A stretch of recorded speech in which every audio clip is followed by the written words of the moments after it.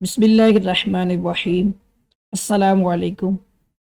आज का हमारा टॉपिक चैप्टर नंबर 5 कंटूरिंग है और इसमें हम मल्टीपल चॉइस क्वेश्चंस जो है वो डिस्कस करेंगे। क्वेश्चन नंबर 1 है हमारा, a line joining the points of equal reduce levels is called.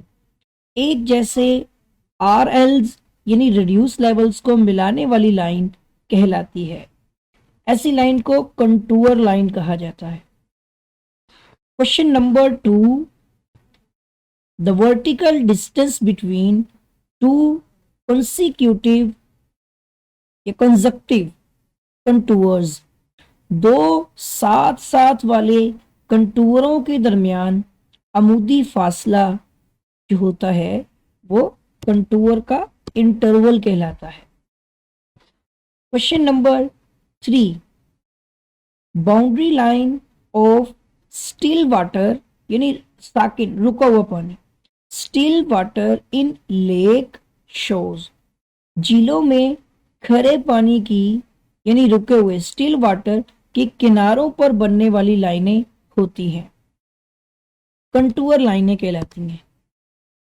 Question number 4, contour interval is defined as, contour interval कहलाता है। Contour interval basically vertical distance between two contours, जो contour का interval होता है ये दो अमूदी कंटूर्स यानी दो कंटूर के दरमियान अमूदी फासला होता है। ठीक है, vertical distance between two contours. Question number 5, contour interval depends upon, contour interval का इन्हिसार होता है। कंटूर इंटरवल का इन्हिसार नेचर ऑफ ग्राउंड पर भी होता है, यानी जमीन की खसूसियात होती है, जो कुदरती तौर पर जो जमीन होती है, स्केल ऑफ मैप भी इसमें जो है वो मद्देनजर रखा जाता है, और पर्पज ऑफ सर्वे, सर्वे का मकसद भी। तो ऑल ऑफ दीज, ये तीनों के तीनों निकात जो होते हैं इनका इन्हिसार या ये कंटूर इंटरवल पर डिपेंड्स करते हैं, डिपेंड करते हैं। ठीक है, तो depends upon all of these. Question number 6, for location surveys in plain areas contour interval is generally kept as, मैदानी इलाकों में लोकेशन सर्वे के लिए आमतौर पर कंटूर इंटरवल रखा जाता है। मैदानी इलाकों में आमतौर पर जो कंटूर का इंटरवल रखते हैं हम वो 5 से 10 फीट तक रखते हैं। ठीक है, प्लेन एरियाज जो मैदानी इलाके होते हैं। Question number 7, close contour lines on contour map represent, contour वाले नक्शा पर करीब करीब यानी क्लोज कंटूर, करीब करीब कंटूर जाहिर करते हैं।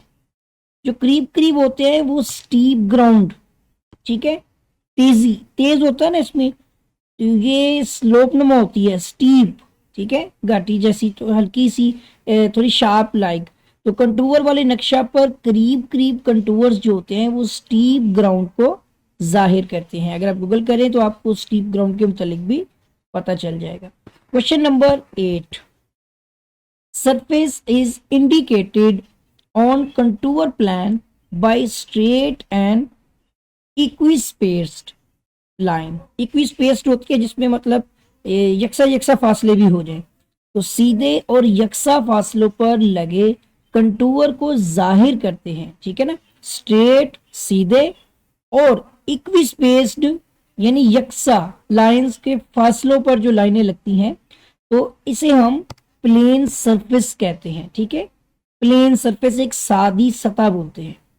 Question number 9, contour lines cross ridge line और वैली लाइंस एट, कंटूर लाइनें रिज लाइन या वैली लाइन को इस जाविया पर किता करती हैं। ठीक है ना, द एंगल भी यहाँ पे मेंशन होना चाहिए इंग्लिश में भी।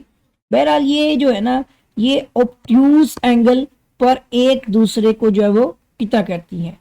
ठीक है ना, एक्यूट एंगल होता है 90 से छोटा, राइट एंगल होता है 90 का, और ऑब्ट्यूस एंगल जो कि आपका 90 से बड़ा और 180 से छोटा होगा, ठीक है। और नेगेटिव तो मनफी होता है, आपको पता है, ठीक है ना। एक्यूट एंगल आपका होता है 90 से बड़ा और राइट सॉरी 90 से छोटा होता है, और राइट एंगल 90 ही होता है। ऑब्ट्यूस 90 से बड़ा और 180 से छोटा होता है।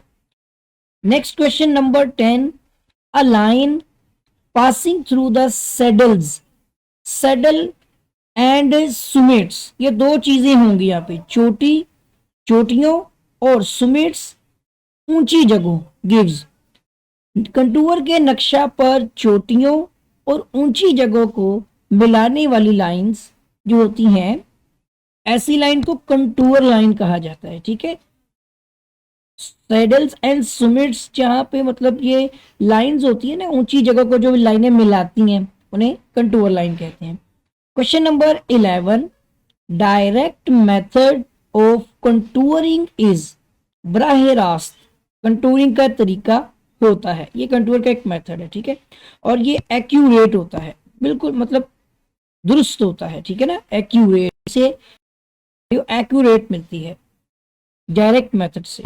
Question number 12, intersection angle between contour and ridge line, contour line और रिज लाइन के दरमियान जाविया होता है 90 डिग्री का, ठीक है, 90 डिग्री का जाविया होता है। Question number 13, boundary line of still water in a lake shows, मे भी शायद ये पहले भी हम पढ़ चुके हैं कि झीलों में खड़े पानी के किनारों पर बनने वाली लाइन होती है, देखिए लेवल सरफेस होती है वो, ठीक है। जो किनारों पर बनने वाली लाइन होती है वो आपकी लेवल सरफेस होती है। उसके बाद आता है question number 14, the alignment of highways are generally taken along, highways की अलाइनमेंट अमूमन डैश के साथ की जाती है, हाईवेज की जो अलाइनमेंट होती है ये रिज लाइंस के साथ की जाती है, ठीक है, रिज लाइंस। उसके बाद आता है question number 15, when several contours coincides, coincide होता है जो एक ही नुक्ता पर हो, इट इंडिकेट्स, जब बहुत से कंटूर मुंतबक हो, यानी इन सब का नुक्ता मरकज जो है वो एक ही जगह पर हो, तो जाहिर करते हैं ये वर्टिकली क्लिफ को, ठीक है, ये वर्टिकली अमूदी क्लिफ पहाड़ी को जाहिर करते हैं। इसके बाद आते हैं question number 16, when lower values of contours are inside the loop it indicate, जब कंटूर के लूप के अंदर कीमत कम हो रही हो, ठीक है, तो जाहिर होता है, जब कीमत कम हो रही होती है तो इसे डेप्रिसिएशन या डिप्रेशन, जो भी आप लफ्ज पढ़ना चाहें इसको समझ लें, डिप्रेशन होगा, ठीक है ना, ये डिप्रेशन ही लफ्ज है, डेप्रिसिएशन नहीं हम कह सकते इसको, क्योंकि ये लफ्ज बनता नहीं है।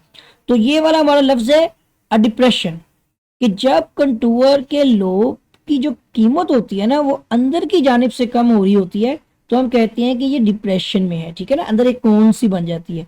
नेक्स्ट आते हैं question number 17, when higher value of contour are inside the loop it indicate, और इसी तरह से जब कंटूर के लूप के अंदर कीमत ज्यादा हो रही हो तो जाहिर होता है, उस वक्त हाई ग्राउंड जाहिर होता है। जब अंदर से कीमत कम हो रही होगी तो ये हमारी क्या बन जाएगी, ये डिप्रेशन बन जाएगी, और अगर अंदर से कीमत बढ़ेगी तो ये हमारा हाई ग्राउंड हो जाएगा। तो यहाँ तक हमारा जो आज का टॉपिक जो है मुकम्मल हो गया। उम्मीद करता हूँ कि आपको जो ये क्वेश्चन समझ आ गए होंगे। इसके साथ ही अगर आपका कोई भी क्वेश्चन क्यूरी वगैरह है तो कमेंट सेक्शन में बताइएगा, पॉजिटिव फीडबैक आप लाजमी दीजिएगा। चैनल को सब्सक्राइब नहीं किया तो सब्सक्राइब कर लीजिएगा। आपके साथ भी मुलाकात होगी। अल्लाह हाफिज़।